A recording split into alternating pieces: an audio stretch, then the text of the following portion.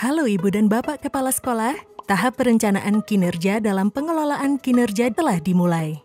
Lewat video ini, Ibu dan Bapak akan melihat langkah-langkah perencanaan kinerja untuk kepala sekolah sebagai pegawai di platform Merdeka Mengajar yang lebih relevan dan berdampak pada peningkatan kualitas pembelajaran di satuan pendidikan Anda. Ada 3 tahap pengelolaan kinerja di PMM, yaitu perencanaan kinerja, pelaksanaan kinerja, dan penilaian kinerja. Ketiga tahapan ini akan terus dilakukan setiap semester. Kali ini, mari kita fokus pada tahap pertama, yaitu perencanaan kinerja. Ada 4 langkah perencanaan kinerja kepala sekolah di PMM, antara lain merencanakan praktik kinerja, merencanakan pengembangan kompetensi, merencanakan perilaku kerja, dan rangkuman. Bersama Pak Hendrawan, seorang kepala sekolah, mari kita pelajari apa saja yang perlu Ibu dan Bapak lakukan dalam setiap langkah perencanaan kinerja. Sebelum mulai, agar lebih nyaman melihat halaman pengelolaan kinerja, Pak Hendrawan masuk ke PMM melalui situs guru.kemdikbud.go.id pada komputer atau laptop dan memilih fitur pengelolaan kinerja. Mari kita masuk ke langkah pertama, merencanakan praktik kinerja. Di bagian menu dalam halaman beranda pengelolaan kinerja, pilih kepala sekolah dan sebagai pegawai. Lalu pilih mulai. Jika belum melakukan konfirmasi data, Pak Hendrawan perlu melakukan konfirmasi data terlebih dahulu. Ia memeriksa data dirinya dengan teliti. Tapi bagaimana kalau datanya keliru atau kosong? Tenang, Pak Hendrawan bisa memilih edit untuk mengganti data dirinya dengan opsi yang tersedia atau memilih lengkapi data untuk melengkapi data yang kosong. Jika ada data yang tidak sesuai, ia bisa menghubungi operator sekolah dan dinas pendidikan setempat untuk memperbarui data. Karena Pak Hendrawan sudah yakin kalau datanya tepat, ia pun memilih simpan dan data sudah sesuai. Setelah mengecek ulang data dirinya, ia memilih ya, lanjut. Kini saatnya Pak Hendrawan memilih indikator untuk menjadi fokus peningkatan praktik kinerjanya. Pilihan ini merupakan aspek penting dalam peningkatan satuan pendidikan. Setelah memilih indikator yang ia rasa paling tepat, Pak Hendrawan bisa memilih simpan draft jika ia belum yakin atau ingin melanjutkan di lain waktu. Namun, karena Pak Hendrawan sudah yakin, ia memilih ke pengembangan kompetensi. Langkah kedua, merencanakan pengembangan kompetensi.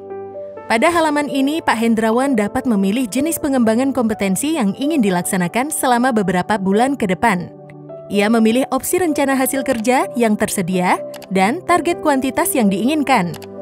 Sebagai catatan, Pak Hendrawan perlu memilih rencana hasil kerja dengan total minimum 32 poin. Ada 3 tips yang Pak Hendrawan gunakan saat memilih rencana hasil kerja, yaitu Re, Mi, Fa. Re, realistis pilihannya. Pilih rencana hasil kerja mulai dari yang paling mudah dan sangat mungkin dikerjakan. Mi, sesuai minat. Pilih rencana hasil kerja yang paling efektif sesuai dengan minat pengembangan diri. Fa, variatif kegiatannya. Pilih kegiatan secara variatif seperti pelatihan mandiri, komunitas belajar, praktik baik, dan lainnya agar proses pengembangan kompetensi lebih beragam dan tidak membosankan. Jika ingin menambah jenis kompetensi yang akan dikembangkan, Pak Hendrawan dapat memilih tambah.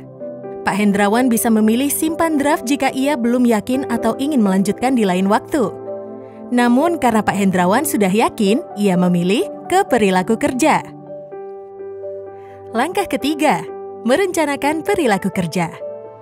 Di sini, Pak Hendrawan dapat merencanakan perilaku kerja yang ingin difokuskan pada semester ini agar ia dapat memimpin satuan pendidikan dengan lebih baik. Ia memilih indikator perilaku yang ingin difokuskan dan perwujudan perilaku untuk ke-7 aspek yang ada. Pak Hendrawan bisa memilih simpan draft jika ia belum yakin atau ingin melanjutkan di lain waktu. Namun, karena Pak Hendrawan sudah yakin, ia memilih ke rangkuman. Langkah keempat, rangkuman.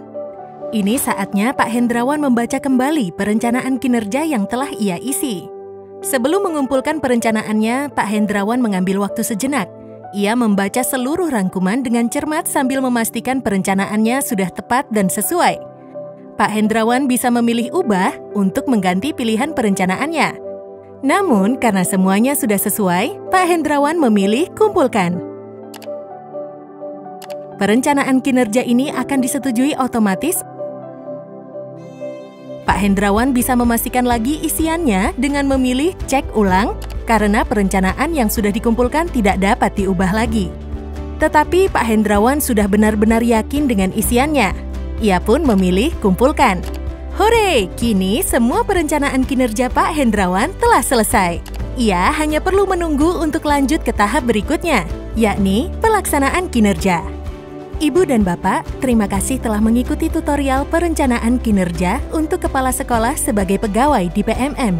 Semoga saat menjalankannya, Ibu dan Bapak bisa merasakan proses perencanaan kinerja yang lebih berdampak dalam meningkatkan kualitas pembelajaran di satuan pendidikan yang Anda pimpin. Namun, kalau Anda masih punya pertanyaan tentang pengelolaan kinerja, Anda bisa langsung mengakses pusat informasi melalui tautan berikut. Dan jika ada keluhan terkait pengelolaan kinerja, kami selalu siap melayani Anda di kanal bantuan kami. Lapor ke pusat bantuan di dalam PMM. Telepon ke nomor 177 atau kirim surel ke pengaduan@kemdikbud.go.id. Mari bergotong royong tingkatkan kualitas pembelajaran dengan pengelolaan kinerja bersama platform Merdeka Mengajar.